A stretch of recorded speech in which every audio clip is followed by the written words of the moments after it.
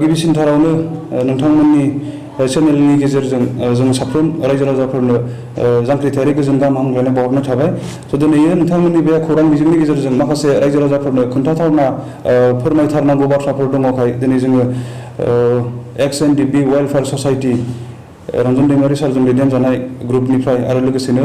धीरेन सारजों दैदेनजानाय ग्रुपनिफ्राय जों जथायै माखासे बाथ्राफोरखौ जों रायजो राजाफोरनो मोनथिहोनो दिनै नोंथांमोनजों मोगा-मोगि लानाय जादों। बेयाव गुबै बाथ्राफोरानो जाहैबाय मैया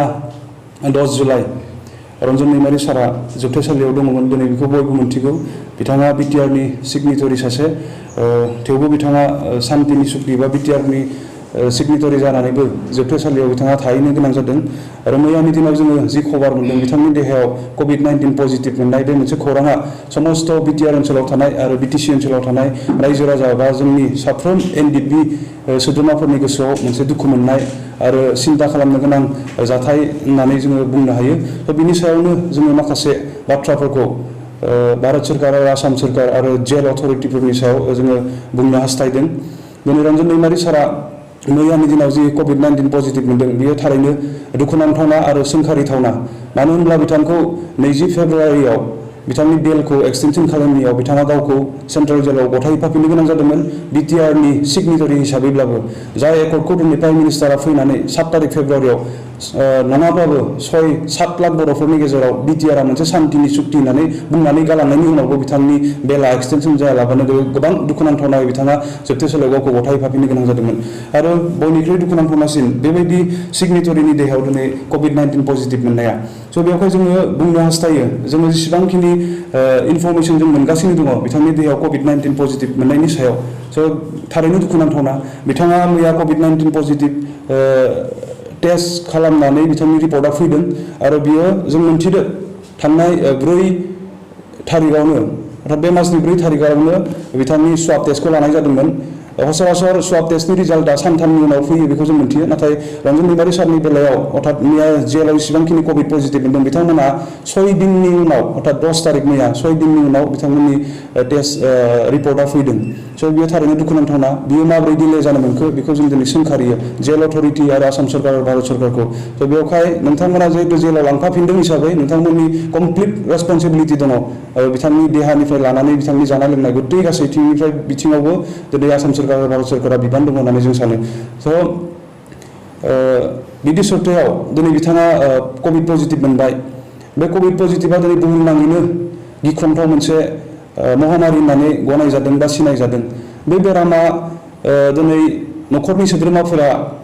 बेरामिजों लोगोसे थाफानानै बिथांखौ ट्रिटमेन्ट होनायनि कुनु सुबिदा गैया। दिनै बाहेराव जायखिनि COVID पजिटिभ पेसेन्टफोर मोनदों बिथांमोना जिखिनि ट्रिटमेन्ट मोनगासिनो दङ बिथांमोना न'निफ्राय थांनायखाय लोगोआव मबाइल फन लाफानानै ट्रिटमेन्टफोरखौ लागासिनो दङ। आरो न'खरनि सोद्रोमाफोरा लोगोसे थाफानो मोनाब्लाबो फननि गेजेरजों बिथांखौ मरेल सापर्टनि बेलायावनो होन बा ट्रिटमेन्टआ माबायदि जादों बिनि खबरनि बेलायावनो होन बेखौ दिनै गुबुन पेसेन्टफोरा मोनगासिनो दङ। दिनै रन्जन दैमारि सारा जेलाव थानायखाय बिथाङा मबाइलनि फेसिलिटिखौ मोनाखै आरो जों बेखौ दाबि दैखाङो आसाम सरकार आरो भारत सरकारखौ आरो जेल अथरिटिखौ। नोंथांमोना थाबैनो दिनै रन्जन दैमारि सारनो मबाइलनि बेबस्थाखौ खालामना होनांगौ आरो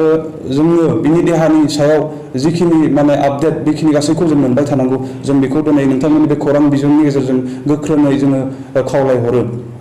दुखुनांथाव बाथ्रा मैयानिफ्राय जों जिखिनि खबर मोनगासिनो दङ दिनै बेखौ जोङो खौरां बिजोंनि गेजेरजोंसो जों मोननो हादों। नाथाय जेल अथरिटिनिफ्राय अर्थात जेल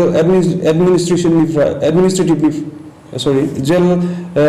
अथरिटिनिफ्राय जोङो मोननाय जायाखै। बेयो थारैनो दुखुनांथावना। दिनै बे खौरांखौ न'खरनि सोद्रोमाफोरनो अर्थात न'खरनो खबर होनांगौआ दिनै आसाम सरकार भारत सरकार आरो जेल अथरिटिया दायित्व गोबां बिबान दङ होननानै जोङो सानो।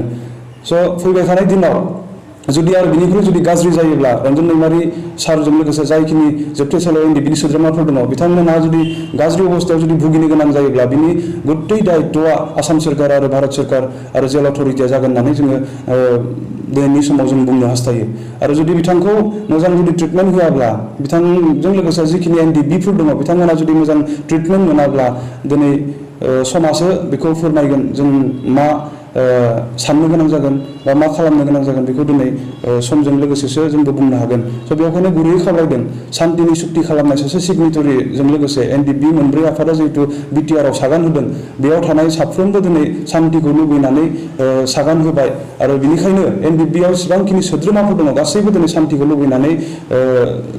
बिटिआरखौ एकर्ड खालामदों आरो शान्तिखौ लुबैदों। बेवहाय हसा हसिनो प्राइम मिनिस्टारा बुंलांनाय बायदिनो बिटिआर सुक्तिया जाहाथे जों कमप्लिट 100% शान्तिनि सुक्ति हिसाबै जोंनि बे बिटिआर हालामाव दाफुंजायो बेनि थाखाय साफ्रोम एनडिएफबिफोरखौ दिनै जोबथेसालिनिफ्राय उदां खालामनांगौ आरो जोंनि जेसेबांखिनि केसफोर दङ बिटिआरनि एमअएस बायदि 9.4 दफायाव जिखिनि लिरनाय दङ बेबायदियै जाहाथे जों जोंनि केसफोरखौ सिफायलाङो बेखौनो जोङो नोंथांमोननि बे खौरां बिजोंनि गेजेरजों आसाम सरकार आरो भारत सरकारखौ गुरैयै खावलायो। गिबि गिबियावनो मोनफ्रोमबो रादाब बुथुमगिरि नोंथांमोननिसिम जोंनि धिरेन ग्रुप Ex.NDFB धन्यबाद होयो। जों बे प्रेस मिटनि गेजेरजों बेखौनो बुंनो सानदों जे थांनाय 10 तारिख जोंनि डियार नाब्लासार रन्जन दैमारि बिथाङा जियालाव COVID-19 पजिटिभ होननानै बिथांखौ जों मिडियायाव मिथिनो मोनदों, मिडियानिफ्राय मोनदों। दा बेनि सायाव जों बेखौनो लुबैयो बिथांनि देहाया जाहाथे थाबैनो हामथों आरो बेखौ मोजाङैनो गभर्नमेन्टआ जेरैबादि ट्रिटमेन्ट होनांगौ बेखौहाय जाहाथे बिथां मोननो हाथों आरो जिबादि COVID-19नि मोजां डक्टर दङ थिग बेबादि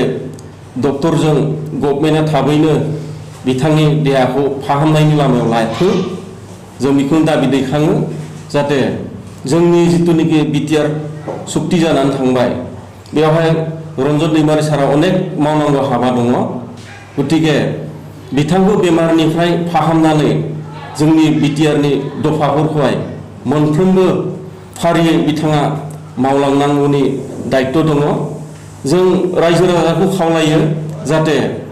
बिथांनि COVID-19खौ बेरामनि थाखाय थाबैनो हामनो थाखाय गासैबो रायजो राजाया जाहाथे दैमारि सारनि नामाव आर'ज गाबो जाहाथे जों बे सारखौहाय थाबैनो बेमारनिफ्राय फाहामनानै जोंनि गेजेराव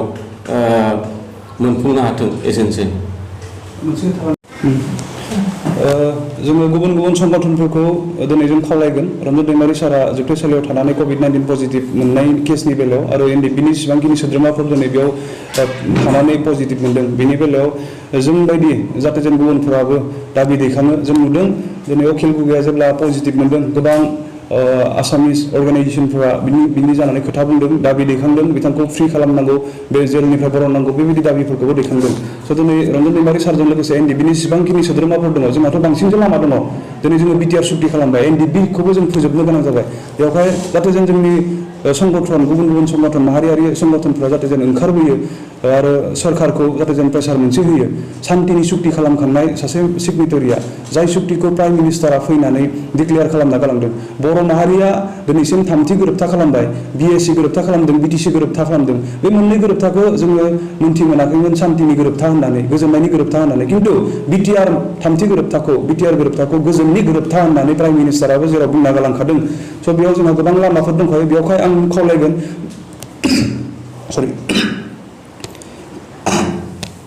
बर' माहारिनि जेसेबांखिनि संगठनफोर दङ गासैबो जाहाथे जों ओंखारो मिडियानि गेजेरजों दिनै प्रेसार मोनसे होनो हायो आसाम सरकार आरो भारत सरकारखौ रन्जन दैमारि सारखौ उदां खालामनांगौ होननानै मानोथो दिनै जोङो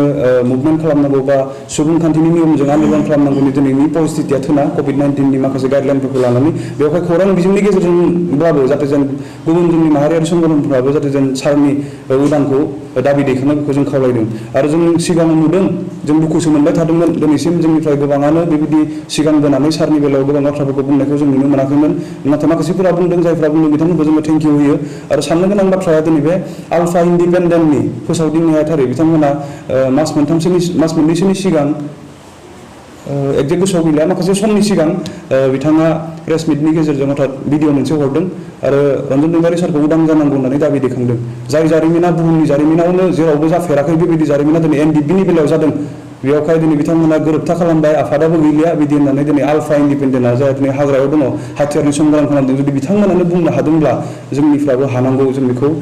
बुंनो हास्थायो बेवहाय आसा खालामदों समजों लोगोसे उनफोराव नाब्ला सारनि उदांनि थाखाय आरो एनडिएफबिनि सिबांखिनि जोबथेसालियाव दङ बिथांमोनखौ बरननायनि बेलायाव जोंनि माहारियारि संगठनफोरा गासैबो खोथा बुंगोन आरो जों खौसेयैनो खामानि मावनो हागोन होननानै जोंहा फोथायनाय दङ बेखिनियानो COVID-19 पजिटिभ मोननाय जादों बेवहाय नोंथांमोना सरकारनि माबा मोनसे खैसार दं होननानै सानो नामा दिनै जों बेखौ डाइरेक्टलि बुंनो हास्थायाखै खारन बुहुमनाङैनो दिनै बेमारा साग्लोबनानै दङ स' बेयावहाय दिनै बयबो जादों दिनै दुखुनांथावना बाथ्राया बेसो जेल होननानै बुङोब्ला दिनै बयबो मिथियो आरो रन्जन सारा बिटिआर सुक्ति खालामखांनायनि उनाव जेलाव थांना थाहैनो गोनां जादों स' बेखौ दिनै भारत सोरकार आसाम सोरकारा लांफाफिनदों आयेननि बेब'स्थायै स' लांनाय हिसाबै दिनै गोबां दायित्व बिथांमोना दङ दिनै मानो दिनै जानो मोनखो जों दिनै बायजोआव दङ जोंहा जायाखै खिन्थु जेलाव दिनै बिथांखौ लानानै थांदों हिसाबै आसाम सोरकार आरो भारत सोरकार आरो जेल अथ'रिटिया गोबांथार बिबान दङ आरो बे बिबानाव दिनै फेलें जादों होननानै जोङो बेखौसो बुंनो हास्थायगोन नाथाय सिङाव मा षड़यन्त्र दङ जों बेखौ फोरमान मोनैखाय दिनैनि थारिखआव जों बेखौ रोखायै बुंनो हाया खिन्थु जेल अथ'रिटि आसाम सरकार आरो भारत सरकारा रन्जन सारखौ जिहेतु जेलाव लानानै थांदों बेयाव बिसोरनि कमप्लिट माने जेननाय बा फैमाल जानायखौ जों बुंनो हास्थायो दासिम जिहेतु बिथांमोना माने पजिटिभ केसाव गोग्लैना दङ दा बेनि बेलायाव माने ट्रिटमेन्टआ सोलिगासिनो दङ बे समावहा नोंथांमोननिसिम मा मेसेज फैदों जेनेबा ट्रिटमेन्टनि बेलायाव दुखुनांथावना बाथ्राया बेनो आं दहाय सिगाङाव एसे बुंलांदों दिनै मैयाबो जोङो जिखिनि खौरां मोनदों बेयो अफिसियेलि नङा थारमाने आसाम सोरकारनिफ्राय भारत सोरकारनिफ्राय आरो जेल अथ'रिटिनिफ्राय जिखिनि माने फर्मेलि अफिसियेलि इनफरमेसन जोंनि गेजेराव फैनांगौमोन बा न'खरनो खोन्थाहरनांगौमोन नैबे जिनिसा जाखायाखै आरो दुखुनांथावना बाथ्रा मैयासिम जोङो जोंनिफ्राय नाजानानै माखासे खौरांफोरखौ जों मोनदों स' बेयाव जों मोनथिदों लास्ट माने इनफरमेसन बायदियै बिथाङा जिएमसिआव दङ नाथाय दिनैनि तारिखाव बिथाङा मा अबस्थायाव दङ बिथांनि देहाया माबायदि ट्रिटमेन्टआ मोजां जादोंना जायाखै दिनै बेखौ जोङो मैयानिफ्राय अर्थात मैया जों जेखौ मोनथिबाय दिनै जों जेबो खौरां मोननाय जायाखै बे थारैनो दुखुनांथावना बेखायनो जों बुंदों बिथांनो मबाइलखौ जेरैखि जाया माने थाबैनो होनांगौ आरो बिनि देहानि सोमोन्दै जों खबर मोनबाय थानांगौ बिथाङा माबायदि ट्रिटमेन्ट मोनदों बेखौ जों खबर मोनबाय थानांगौ दिनै बे दाबिया समस्त एनडिएफबि जेसेबांखिनि सोद्रोमाफोर दङ गासैनिबो गोसो गोरबोआव लुबैनाय मोनसे दाबि आरो समस्त बिटिआर ओनसोलाव जेसेबांखिनि बर' हारिनिफ्राय लानानै जेसेबांखिनि जाथि जनगोष्ठी दङ बयबो दिनै बेखौ लुबैदों शान्तिनि खाथिराव बेवहाय दिनै भारत सरकार आरो आसाम सरकार बेखौ गोख्रों माने मावफुंनो नाजानांगौ जों बेखौ दाबि दैखाङो बे समाव जिथुनिखि एनडिएफबि हिसाबै सेन्ट्रेल जेलाव थानाय हिसाबै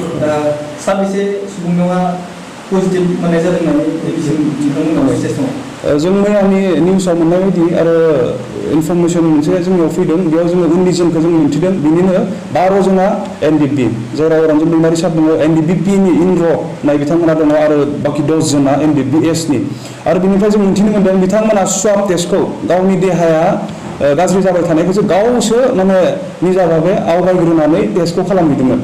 खिन्थु जेलाव जा डक्टर दङ बियो लोमजानाय खर' सानाय बिदि जाबाय थादोंमोन खिन्थु बिथांखौ भाइरेल होननानै बुंनानै दोनदोंमोन खिन्थु सारमोना गावसोरनो उइलिंलि गावसोरनि साइडनिफ्राय नाजानानै स्वाब टेस्टखौ हैदों बिनिफ्रायसो दिनै बे रिपर्टआ पजिटिभ हिसाबै फैदों दा होमब्ला सिङाव जुदि बेबायदि अबस्थाबा खैजना आरो दिनै जेल सिङाव बेबायदि जानानै दङ बेयो थारैनो साननो गोनां आरो सिन्था खालामनो गोनां बे समाव जोङो नोंथांमोननिफ्राय मिथिनो लुबैगोन बर'आव गोबां आफादफोर दङ आरो लोगोसे सरकारावहाय एमपिनिफ्राय लानानै साथाम मन्त्रि दङ एमएलए दङ बिथांमोना रन्जन दैमारि सारनि सायावहाय दिनैसिम मा माथिदों थारैनो जोङो हामबाय होननांगोन मैयानि दिनाव जों जेब्ला रन्जन सारनि पजिटिभ जानाय केसखौ जों मोनबाय फार्स्ट टाइम जों मिन्थिदों बिथांखौ जराबाद जागिरदआव बिथांखौ लांग्रोदों बिनिफ्राय फैनानै बबेबा कालापाहाराव लांनो नागिरनाय बिदि खोनादों ओमफ्राय बे बाथ्राखौ जोङो मोनथिनानै जोंनि मानगोनां एमपि बिश्वजित दैमारि आरो मानगोनां आसामनि मिनिस्टार रिगन दैमारि बिथांमोनजों जोङो मोगा मोगि मैया रायलायदों आरो सारनि गथै जोंनि जिखिनि इनफरमेसन दङ जोंनाव बेखौ जों बिथांमोननो होदों आरो जों बिथांमोनखौ रिकुवेस्ट खालामदों नोंथांमोना सोरखाराव दङ हिसाबै नोंथांमोना नायनांगौ ना आरो बिदि बुंनाय लेखा बिदि बुंनाय लोगो लोगो बिथांमोना थारैनो नाजादों आरो जों जोबथारनायबो मोनबाय बिथांमोना पिजुस हाजरिकाखौबो कन्टेक्ट खालामनानै सारखौ दिनै मैयाहालागै जों मिथिनाय जिएमसिआव लाबोनानै दोनदों बेसांखिनिहालागै बिथांमोना जोंखौ सहाय खालामदों नैबे समाव जिथुनिखि सारनि बे COVID-19 पजिटिभ केसखौ लानानै सारा बर' रायजो राजाफोरखौ मा खालामनो सानदों नैबे समाव नोंथाङा? सारनि बे COVID-19 पजिटिभखौ लानानै दिनै साफ्रोम बर' रायजो राजाफोरखौ जों बेखौनो बुंगोन दिनै सारनि थाखाय नुवाथारि इसोरनियाव अर्थात अबंलावरिनियाव बयबो आर'ज गाबनांगौ जाहाथे जों बिथांनि देहाया मोजाङै थाबनो रिकभार जायो आरो बर' हारिनि थाखाय बा जोंनि बे हालामाव जेसेबांखिनि हारि माहारिफोर दङ गासैनिबो जौगानायनि थाखाय बिथाङा खामानि मावलांनो जाहाथे जों हायो बेखौनो जों लुबैयो आरो बे आयदानि सायावनो साफ्रोम बर' रायजो राजाफोरजों लोगोसे बिटिआर हालामाव थानाय साफ्रोम रायजो राजाफोरखौ इसोरनि गुरियाव आर'ज गाबनो जों खावलायगोन आरो जों बुंगोन दिनै जोङो सान्थिखौनो जोङो नोजोर बोनानै जोङो माखासे खामानिफोरखौ जों दावगागासिनो दङ जाहाथे जों बयबो बे सान्थिखौ बजायनानै लाखियो आरो थाबैनो जों जाहाथे जों रन्जन दैमारि सारखौ उदां खालामनो हायो आरो बेजों लोगोसे जेसेबांखिनि एनडिएफबिनि जोबथेसालियाव दङ बिथांमोनखौ जाहाथे जों गासैखौबो लानानै फैनो हायो बिनि थाखाय बयबो खामानि मावनो आरो इसोरनि गुदियाव आर'ज खालामनो जोङो खावलायगोन।